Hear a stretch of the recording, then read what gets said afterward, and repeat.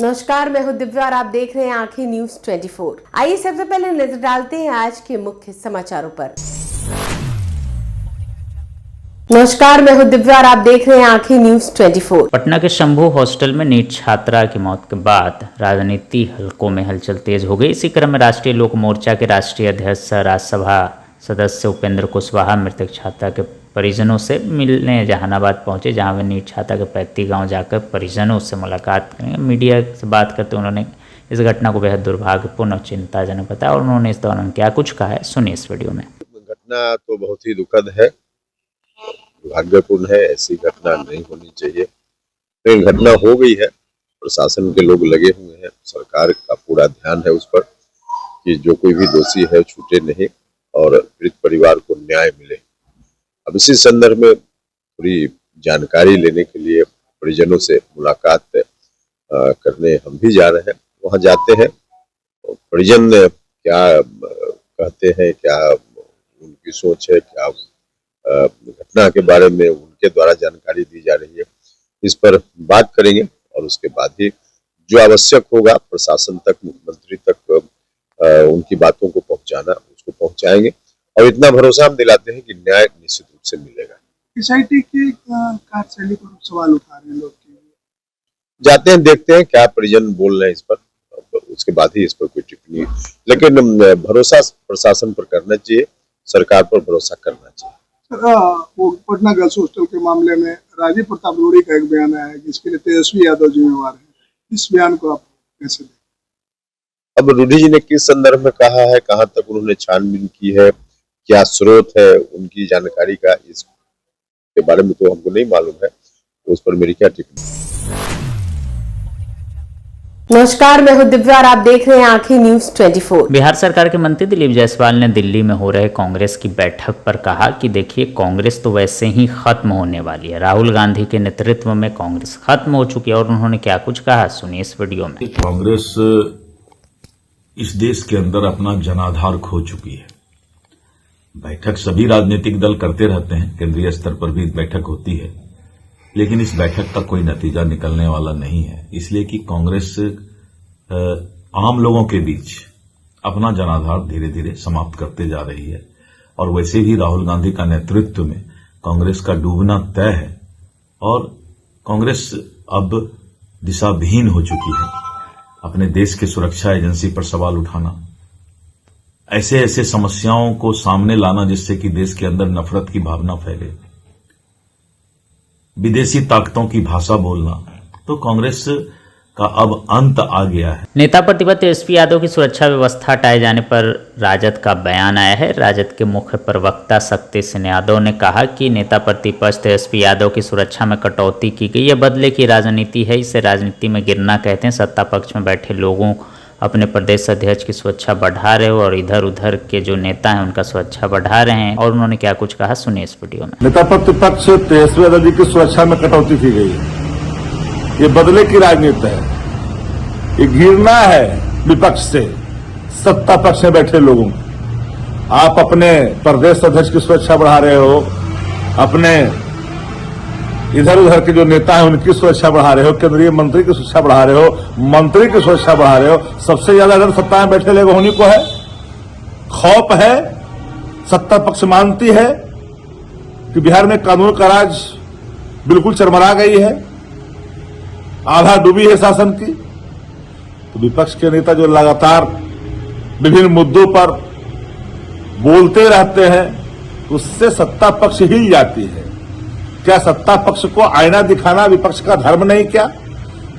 अरे संसदीय लोकतंत्र में सत्ता प्रतिष्ठान को विपक्ष की हर सवालों को गंभीरता से लेकर के काम करना होता है, यह नहीं कि उससे बैर भाव लेना होता है।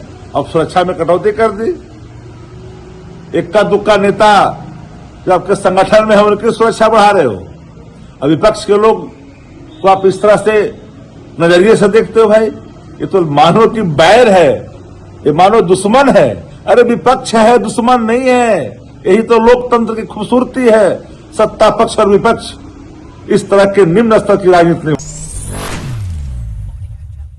नमस्कार, मैं हूं दिव्या और आप देख रहे हैं आंखें न्यूज 24। मुजफ्फरपुर से नई दिल्ली के बीच Vande Bharat sleeper express train जल्द शुरू हो सकती है। पूर्व मध्य रेलवे की ओर से रेलवे बोर्ड को इस संबंध में प्रस्ताव भेज दिया गया है। बिहार के मुजफ्फरपुर से देश की राजधानी नई दिल्ली के बीच आधुनिक Vande Bharat sleeper express train चलने की उम्मीद लगी है।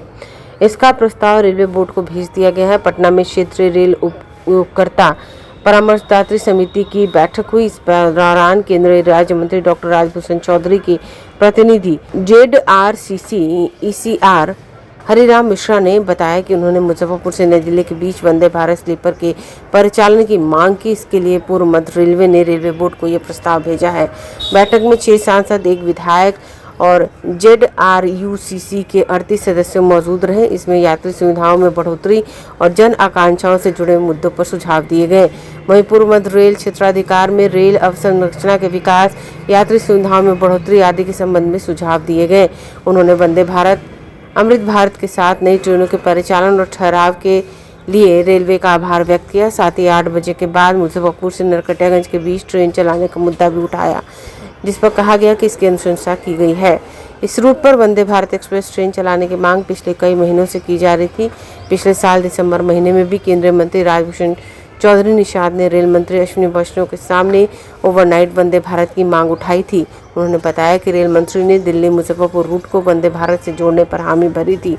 दरअसल मुजफ्फरपुर समेत आसपास के क्षेत्र से बड़ी संख्या में लोग दिल्ली के लिए सफर करते हैं। अभी अधिकतर ट्रेनों में 18 से 20 घंटे का समय लगता है। अगर इस रूट पर वंदे भारत स्लीपर एक्सप्रेस चालू हो जाती है तो सफर की अवधि 5 से 6 घंटे कम हो जाएगी। बता दें, देश की पहली वंदे भारत स्लीपर एक्सप्रेस हाल ही में हावड़ा गुवाहाटी रूट पर शुरू हो चुकी है। आने वाले दिनों में इसके अन्य मार्ग पर चालू किया जाएगा। समाचारों में वक्त हो चला एक छोटे से अंतराल का। पटना में कई वर्षों से शिक्षा में अहम योगदान दे रहा है Gyansthali high school Alamganj Patna city, जहां 10वीं और 12वीं की बोर्ड परीक्षाओं में 100% अंक प्राप्त कर रहे हैं बच्चे।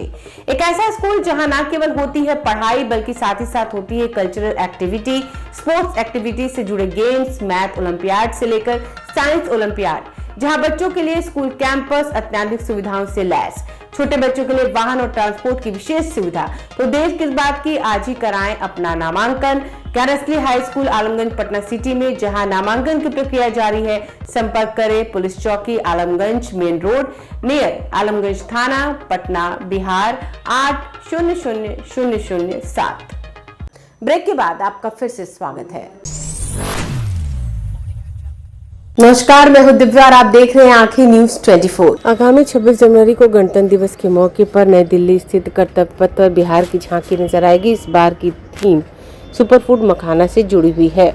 दिल्ली में कर्तव्य पथ पर देश और पूरी दुनिया में धूम मचाने वाले बिहार के मखाने की चमक दिखेगी। 77वें गणतंत्र दिवस पर दिल्ली में आयोजित समारोह में बिहार की झांकी शामिल होगी। इस वर्ष बिहार की झांकी की थीम मखाना लोकल से ग्लोबल की थाली में सुपरफूड निर्धारित की गई है। बिहार की झांकी में मिथिलांचल के तालाबों से निकलकर वैश्विक पहचान प्राप्त कर चुके मखाना की पूरी यात्रा को सजीव रूप में प्रस्तुत किया जाएगा। झांकी में मखाना की परंपरागत खेती, प्रसंस्करण, भुनाई, फोड़ाई और पैकेजिंग की प्रक्रिया के साथ साथ स्थानीय श्रम, महिला सहभागिता और पारंपरिक ज्ञान को दर्शाया गया है। यह झांकी बताएगी कि कैसे बिहार का पारंपरिक कृषि उत्पाद आज पोषण समृद्ध सुपरफूड के रूप में राष्ट्रीय और अंतर्राष्ट्रीय बाजारों में अपनी सशक्त उपस्थिति दर्ज करा रहा है। बिहार की झांकी 2 भागों में मखाना की पूरी यात्रा को दर्शाएगी।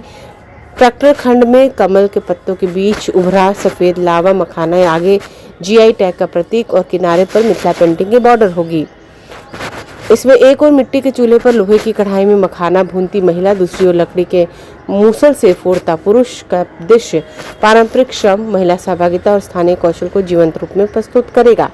यह झांकी संदेश देगी कि मखाना केवल एक कृषि उत्पाद नहीं बल्कि विरासत, श्रम, महिला भागीदारी और उद्यमिता का संगम है, जो बिहार को सीधे वैश्विक बाजारों से जोड़ता है। ब्यूरो रिपोर्ट, आंखें न्यूज 24। नमस्कार, मैं हूं दिव्या और आप देख रहे हैं आंखें न्यूज 24। बिहार में रेलवे के अंदर बड़ा घूसकांड सामने आया है। आरोप है कि गया जी से डेहरी और सोन के बीच ट्रैक निर्माण में जुटी कंपनी के अधिकारियों ने बिल पास कराने की एवज में रेलवे अफसरों को लाखों रुपए की रिश्वत दी। इस मामले में कंपनी से जुड़े 4 लोगों को गिरफ्तार किया गया है। पटना की CBI टीम ने 1 दर्जन ठिकानों पर छापेमारी कर रेलवे परियोजना में घूसखोरी के बड़े नेटवर्क का भंडाफोड़ किया। इस मामले में निजी company HG infra engineering limited के प्रबंध निदेशक अनूप सिंह, सहायक महाप्रबंधक गौरव कुशवाहा, अकाउंटेंट आकाश पात्रा और धीरज विरमानी को गिरफ्तार किया गया है। वहीं पूर्व मध्य रेलवे निर्माण विभाग से जुड़े मुख्य अभियंता अनिल कुमार सहित 11 लोगों को नामजद अभियुक्त बनाया गया है। छापेमारी के दौरान 45 लाख रुपए नकद बरामद किए गए हैं। गिरफ्तार चारों अभियुक्तों को देर शाम पटना के सीबीआई कोर्ट में पेश किया गया। यहाँ से विशेष न्यायाधीश ने 7 दिनों की रिमांड दे दी। रिमांड के दौरान सीबीआई आरोपियों से पूछताछ करेगी। केस की जांच की जिम्मेदारी सीबीआई पटना के डीएसपी रूबी चौधरी को मिली है। सीबीआई ने रिश्वत कांड में पटना के महेंद्र घाट स्थित पूर्व मध्य रेलवे निर्माण कार्यालय और डेहरी ऑन सोन सहित 1 दर्जन से अधिक ठिकानों पर छापेमारी की। आरोप है कि गिरफ्तार अभियुक्तों ने निर्माण कार्यों का बिल भुगतान स्वीकृत करने के एवज में रेलवे अधिकारियों को लाखों रुपए की रिश्वत दी। सीबीआई रेल परियोजना में गड़बड़ी और रिश्वत की जांच लंबे समय से कर रही है। जांच एजेंसी को जानकारी मिली थी कि रेलवे निर्माण भवन में अधिकारियों और निर्माण कंपनियों के बीच लेनदेन का खेल चल रहा है। इस पर सक्रिय हुई सीबीआई की एक टीम महेंद्र घाट स्थित रेलवे कार्यालय में बुधवार से ही डट गई। टीम ने एचजी इंफ्रा के एमडी अनूप सिंह और उनके सहयोगियों समेत घूस की राशि के साथ दबोच लिया। छापेमारी के बाद मुख्य अभियंता सहित विभाग के कई पदाधिकारी कर्मियों से पूछताछ की गई। मामले में निर्माण विभाग से जुड़े कई पदाधिकारी कर्मी भी सीबीआई के निशाने पर है। रिमांड के दौरान सीबीआई मुख्य अभियंता और निजी कंपनी के अफसरों को आमने सामने बिठाकर पूछताछ कर सकती है। पूछताछ में घूसखोरी के नेटवर्क से जुड़े अन्य नाम भी आएंगे। जांच एजेंसी इस केस से जुड़े पुराने दस्तावेज भी खोलने की तैयारी में जुटी है। इसमें जमीन पर हुए काम और उसके एवज में पास कराए गए बिल की वास्तविक जानकारी मिल सकेगी। अगर आपने अभी तक हमारे चैनल को सब्सक्राइब नहीं किया है तो हमारे चैनल को जल्द से जल्द सब्सक्राइब करें, लाइक करें और शेयर करें। देश और दुनिया की तमाम खबरों को देखने के लिए लगातार देखते रहें आंखें न्यूज़ 24।